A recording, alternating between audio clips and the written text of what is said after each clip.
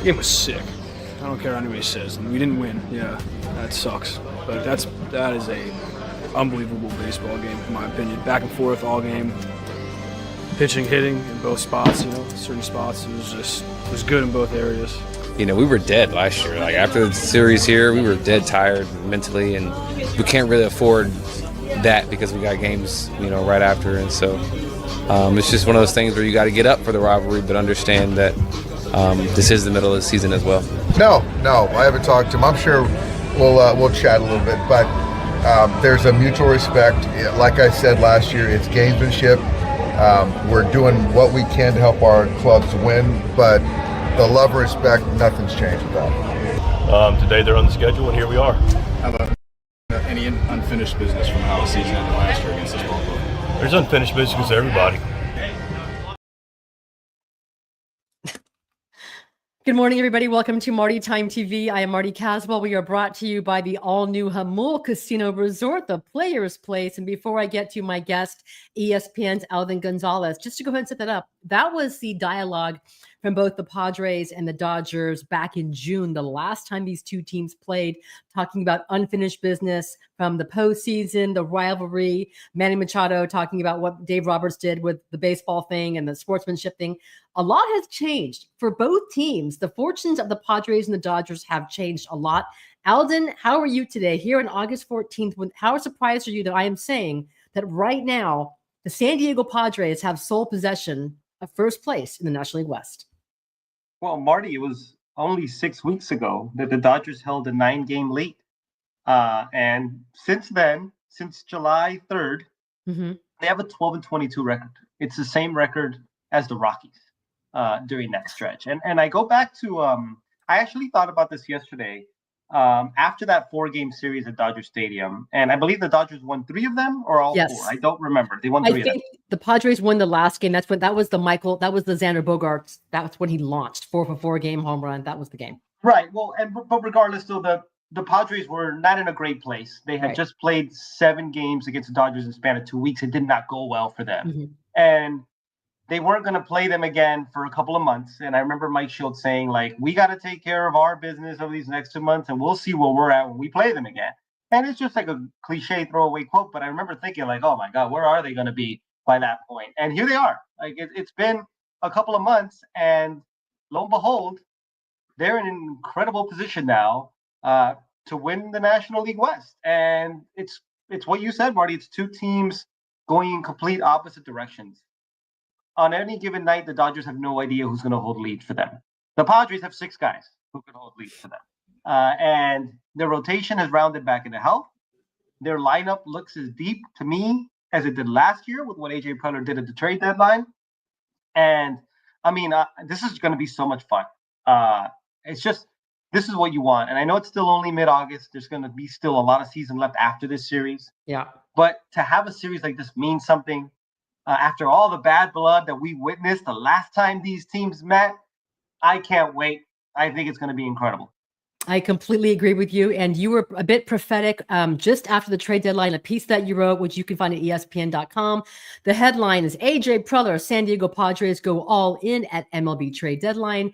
And your first column, your first paragraph, when the work was finished and 5 trades involving 22 players had been executed within 6 hours, A.J. Preller's peers called him everything from a lunatic to a genius, a divergence befitting Major League Baseball's most polarizing executive. I mean, did they win? And you went on to discuss what all the pieces they brought in the inaction of the Dodgers. Did the Padres? Do you think when all is said and done, we're talking about the Padres, they won the West at the trade deadline by the moves they did? They found their strength, which is their bullpen. They made it even better, adding Mason Miller. And the Dodgers really didn't do anything at the deadline. I think it's looking that way, Marty. It really is. And I think there's something to be said to outside of just plugging holes that are necessary, which is what A.J. Preller did. They needed 2 bats in that lineup. They needed an upgrade at catcher. But I think there's something to be said for just the kind of jolt that moves like that can have on a team for the stretch run. And in the weeks leading up to the trade deadline, everybody was wondering, and that's players, other executives, coaches, obviously fans, people in the media like you and I were wondering, what is AJ going to do? Because it was so clear that the Padres had needs, but it was also pretty obvious that the Padres had limitations with their farm system, with their payroll. And it was like, how is AJ going to do all of this? And everybody thinks that he runs out of prospects every year. And every year, new prospects come in that other teams want. And I don't think anybody saw him trading DeVries at the trade deadline. But he did, and he got Mason Miller for it. And is he going to pay a price for that later? Is he going to be the next James Wood or C.J. Abrams or Mackenzie Gore? Maybe. Probably. Yeah. Maybe. But you know what? A.J. Preller's job is to win the World Series. San Diego's never had a World Series, right? And that's what he's focused on. And Mason Miller gives him a better chance to win the World Series. And I give credit. A lot of GMs are afraid to trade prospects and to look bad later. And that's a lot of what that piece that you referenced was about. AJ doesn't have that fear. And that makes it fun. It makes it a lot of fun. I think he cited, you spoke with Billy, or he cited Billy Beane, right? The A's executive, about not being afraid to go ahead and move significant prospects to go ahead and acquire stars, make these trades. And I think with AJ Preller, man, you're going for it. So in which areas right now, as we stand, and this is going to be a wild series starting with Clayton Kershaw tomorrow, who I believe is 3-0 at Dodger Stadium, versus Michael King making his second start off the injury list. But in what areas do the Padres have an advantage right now over the Padres? And I'm not even talking about players the Dodgers think are coming back. I know Freeman is talking about, Kirby Yates and Tanner Scott returning the bullpen. They both struggled all season, so I'm not sure how huge that is for them. But in what areas do they have the advantage? Well, I think it's pretty clear that the Dodgers' strength in the rotation is the Padres' strength in the bullpen. The Dodgers rotation has been banged up all year, but it is now healthy. Like, they have a legitimate 4-man staff for the playoffs when you look at Blake Snell, Yoshinobu Yamamoto, Tyler Glasnow, and Shohei Ohtani. Yeah. And you could add Clayton Kershaw to that mix as well, who continues to find a way to be productive. But they have nobody in their bullpen, like I referenced earlier. And the Padres have Mason Miller, Robert Suarez, Jeremiah Estrada, and Adrian Morejon, and Jason Adam. And I will say, though, the gap between the Padres bullpen and the Dodgers bullpen is much bigger, in my mind, right now, than the gap between the Dodgers rotation and the Padres rotation, if that makes sense. Darvish has been better lately.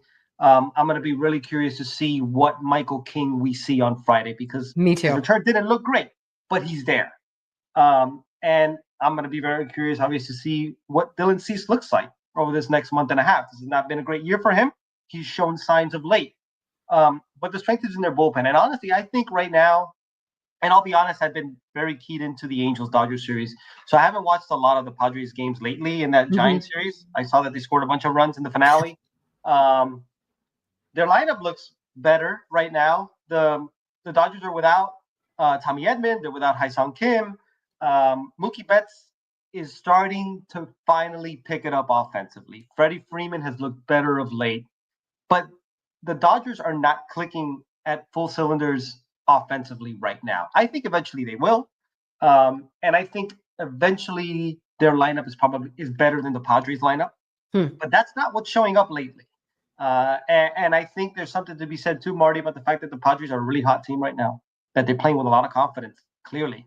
And they've never been afraid of the Dodgers. They love playing the Dodgers. Yep. They seem to elevate their game. I think that's pretty clear every time they play the Dodgers.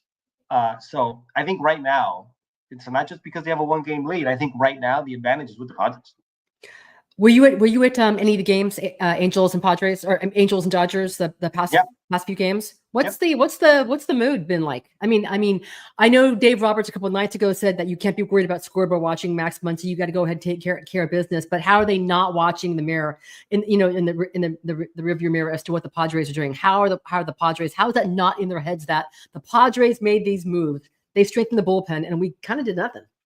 Yeah, look, the mood post-game the last 3 nights has been really down, which you would expect. They've had 3 really tough losses, especially Tuesday and Wednesday. Those are tough losses where they blew leads late. I do think that, Freddie Freeman spoke to this 2 nights ago. Mookie Betts alluded to it last night. There's still a lot of season left. And I brought that up earlier. the Dodgers could get swept at Dodger Stadium this weekend, and there's still 6 weeks left in the season, right? Like, and they still have 3 more games against the Padres at Petco Park. So, like, this is a big series. It's not a make or break series, and I think the Dodgers have been through this so often. They've played late into seasons every year, and they kind of have a really good feel for like the rhythms of a season. And I don't remember them ever going through a bad stretch this prolonged, but they've had bad stretches. So I think there is a confidence that they're not playing anywhere near their talent level. And when they do start doing that, the wins are going to follow. But there's a very tangible problem here. And I'll go back to what I said earlier. They don't have somebody to hold leads for them. That's a problem. Their starting pitchers are not going to go 9 or 8, oftentimes not even 7. They don't have guys to cover the end of games. And you could look ahead to Michael Kopech and Kirby Yates and Tanner Scott. Like, those guys all should be back within the next, I don't know, couple weeks maybe. But they're not back now, and they need to find a way. And right now, they don't have that solution. And I think that's a very troubling aspect of the Dodgers right now. I think the starting rotation was also expected to be a strength for the Dodgers coming in this season, right? Especially when they added Blake Snell. They signed Roki Sasaki. That's a little bit different story because he is someone getting acclimated. He's on the injured list as well. But how are you surprised that they're at a point where they needed Clayton Kershaw, right? He comes back late. Yeah. They need Clayton Kershaw. Blake Snell's been back, but he missed a good portion of the season. They need him. Like, what can they expect from their starters? I mean, they need these guys to go deep, considering how bad their bullpen is. Correct? Yeah, and I do think their starting rotation is in a good place now. You're right. Okay. They needed Clayton Kershaw because there was a portion in the season where they didn't have really many other places to turn outside of Yamamoto and Dustin May, who was taking down starts at the time. He's with the Red Sox now, obviously. Mm-hmm. They needed Clayton Kershaw to provide those innings. But I think right now they are in a good place with their rotation. Tyler Glasnow has had some positive signs. Blake Snell has looked good.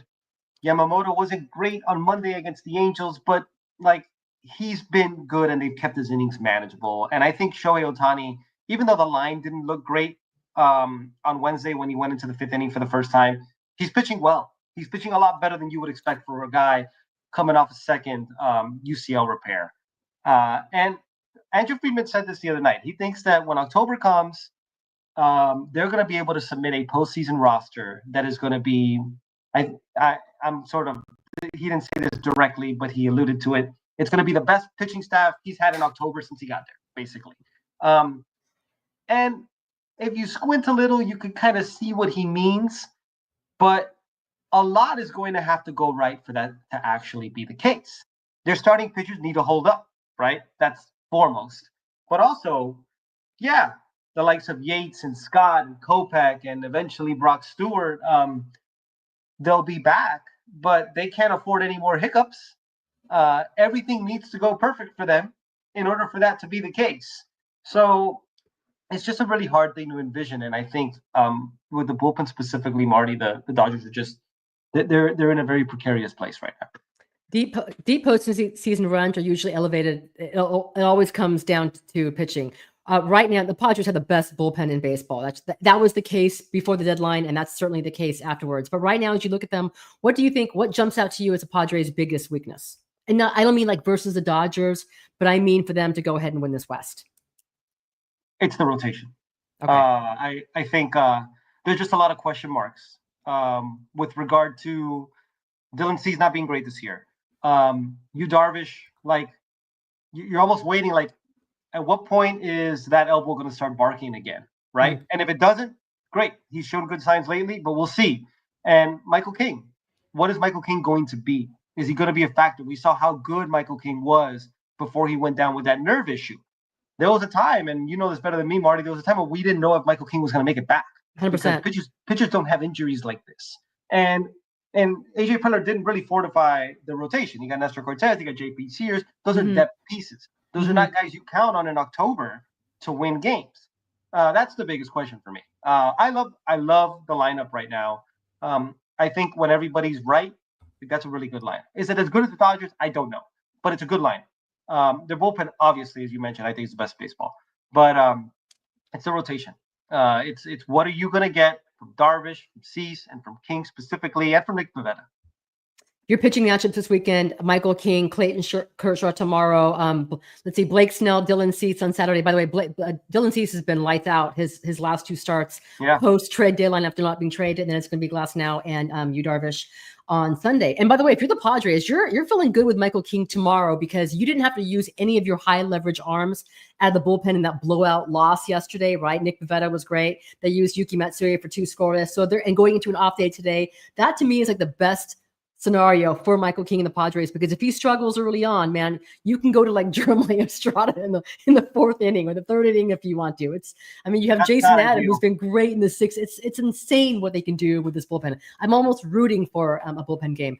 Okay, this has almost become a secondary story. Fernando Tatis Jr. back at Dodger Stadium. Is it all just is the bad blood behind them? What happens if somebody can't pitch inside correctly to Tatis? I don't think bad blood is behind them. I don't think that's possible. I don't think there's bad blood behind Mike Shildt and Dave Roberts. That's for sure. That's genuine dislike. That's genuine dislike with Mike Shildt and Dave Roberts, isn't it? It feels that way. And look, they're gonna downplay it. They're gonna say the right things. And then baseball's going to happen. And then the games are going to matter. And then the competition is going to be intense. And then we'll see what plays out. I really don't think the Dodgers are trying to hit Fernando Tatis Jr. intentionally. I do think they try to establish the inside corner with him. And sometimes he gets hit. And I'm not excusing it. He got hit a lot. And he was right to be angry. And Manny Machado was right to be angry. But like, how many hit batters did we have in that 4? Was it 8? I think it was 8 hit batters in that 4-game series from Dodger Stadium. The last 2 games, it was both Tatis and Ohtani twice. If somebody gets hit, somebody else on the other team is going to get hit. I think that's just where we're at with Dodgers Padres. This is a legitimate rivalry.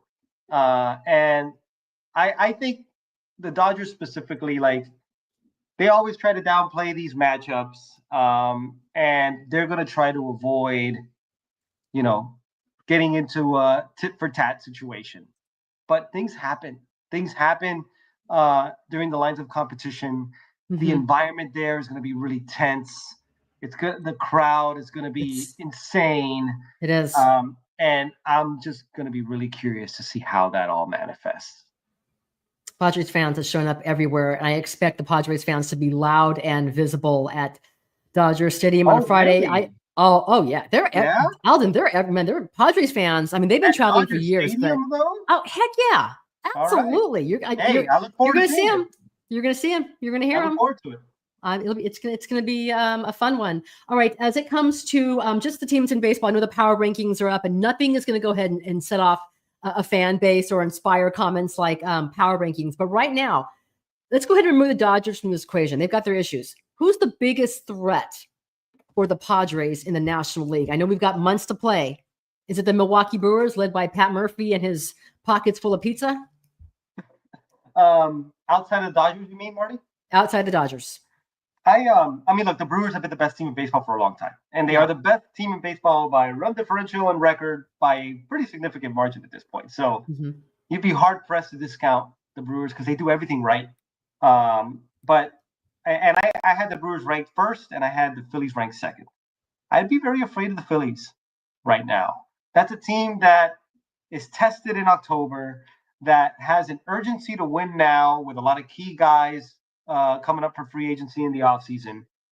They have a really deep rotation, so deep that they're going to put a couple of starting pitchers in the bullpen in October.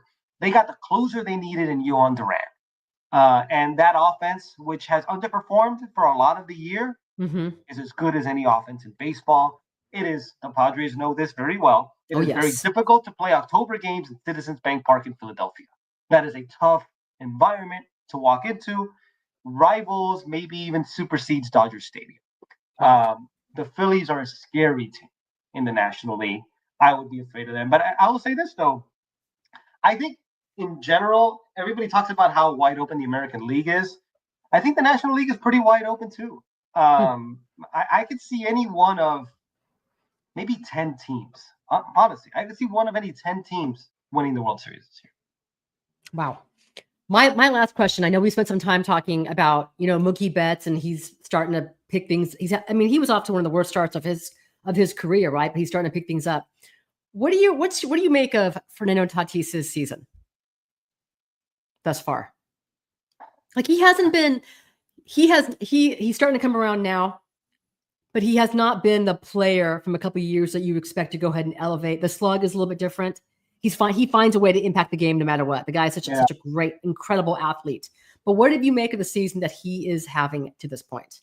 Just very inconsistent. I will say, I watch him, and every time I watch him, I think he's primed to change the course of that game because his skill set is just so magnified. He's such a dynamic player in right field. Mm-hmm. He could impact the game on the bases. He could impact the game with his slug.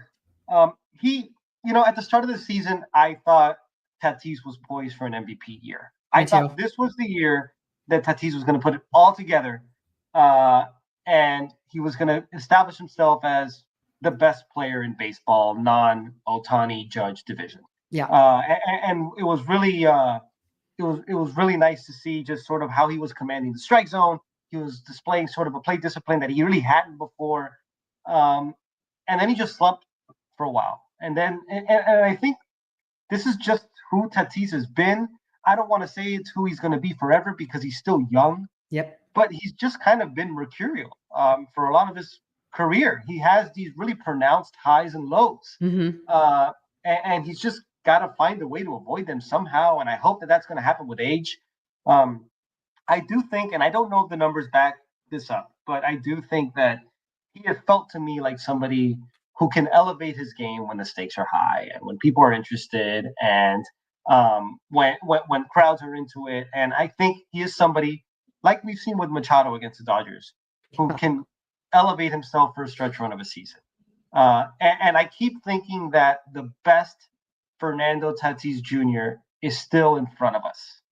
And I'm going to keep waiting for it. It still hasn't shown up as consistently as I would like.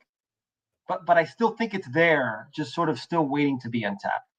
I would completely agree with you. And hopefully, and Dodger Stadium has brought up some of the best, some amazing games from Tatis Jr. Yeah. So hopefully we see that starting tomorrow at Dodger Stadium. Okay, my last thing, this is a selfish question, Alden. It's for me, it's for all the others who will be at Dodger Stadium tomorrow. I expect a lot of Padres fans there. Is there any good food? Is there any good food to eat at Dodger Stadium? Because I've struck out every single time. I'm spoiled. We're all spoiled at Petco Park because Petco Park has everything and they have it covered when it comes to the food. Where do you go? Where does one go? I've been to every ballpark in baseball except now the one in Sacramento. Okay. It's the only one now that's missing. It's not a major league ballpark. That doesn't count. I think Petco Park is number one in food. Citi Field is up there for me. Target Field is sneaky good, or at least was. I haven't been there in a bit. So is Oracle Park in San Francisco. Very good. Dodger Stadium is near the bottom still, which to me is shocking because they have all the resources in the world. They have turned Dodger Stadium into a beautiful ballpark. The way the renovations are fantastic, especially from a family experience standpoint. Yeah. I can't consistently find great food there. There's a Shake Shack in center field. I can tell you that. Shake Shack's great. I like Shake Shack. Nothing wrong with that. They've had some good they've incorporated some good Asian food over the last couple of years. The octopus ball. Not super great. It's not good. Marty, I wish I had a better answer for you, but I don't. It's disappointing. It is. It's terrible. That's some advice to you Padres fans. Bring your own food. Bring your own food. There you go. All right. Well, listen, I look forward to seeing you tomorrow at Dodger Stadium. No shortage of storylines. It's going to be a lot of fun. Appreciate you, Alden. Thank you, Marty. All right. Talk to you later. All right. That was ESPN's Alden Gonzalez. You can find his excellent work on the Padres at ESPN.com. And he wrote a great piece right after the deadline. The date on this was, where is the date? Anyways, the headline was AJ Preller, San Diego Padres go all in at MLB trade deadline, and just talking about the reaction from some of his baseball colleagues throughout baseball and how he's really not afraid to go ahead and part with prospects because he always finds a way to replenish the system, which we know well. All right, guys, it's going to be a wild one at Dodger Stadium. I will be there tomorrow, Friday night, for Michael King versus Clayton Kershaw. I appreciate all of your commentary. Let's see. Here was from Peter. Dodgers have toilet bowl nachos. Actually, their nachos do come in really, really cool souvenir cups. I will give you that much. The best thing with the nachos is the containers they come in. Let them have it. Okay, you guys, listen, I love Alden. He's a very valued guest. I'm not giving the business. I'm just telling you the food's just not good there. Dodger Stadium smells like beer. Okay. SoFi has awful food as well. I've been there a couple times. It's decent. Anyways. Okay. Alden's he's not a Padres hater. He just wrote a piece on how the Padres may have won the West because of the trade deadline. All right, guys, that's it for me. We will talk to you tomorrow. It's going to be a really, really busy day. I need to get to Dodger Stadium early to see what's happening. But yeah, Michael King, Kershaw Friday, Dylan Cease, Snellzilla Saturday, and then Yu Darvish, Tyler Glasnow on Sunday. This is going to be a lot of fun. Here's a question from Rocket. How long do you think before O'Hearn finally wins a first-base everyday slot? I don't think he's going to. I mean, I don't know why he would. What do you do? Are you going to DH Luis Ariz every day? The Padres have some good problems. They've got some roster depth, right? So we'll see what happens, everybody. All right, to end today's show, I'm going to go ahead and play something nice that Dave Roberts had to say about Jackson Merrill. Great signs for the Padres as well since the deadline. Jackson Merrill is really coming along, and that's huge as they open up tomorrow in Los Angeles. Thanks, you guys, for joining. I appreciate you. We are brought to you by the all-new Jamul Casino Resort, the Players Place. Have a wonderful day. Buckle up because this weekend is going to be a lot of fun watching the Padres and the Dodgers. Talk to you soon. Jackson Merrill says that's the nastiest cutter he's ever faced. Yeah. I think that's the only way to get Jackson out is throw under the hidden speed and throw 48-mile-an-hour cutters. What have you thought about Jackson Merrill just going into his second year with the Jackson is, he's good for the game. He's great for the Padres. I love watching him play. I love the energy. Wish he was wearing a different uniform because we got to deal with that guy. We're going to have to deal with him for a long time. But I love watching him play. Love it.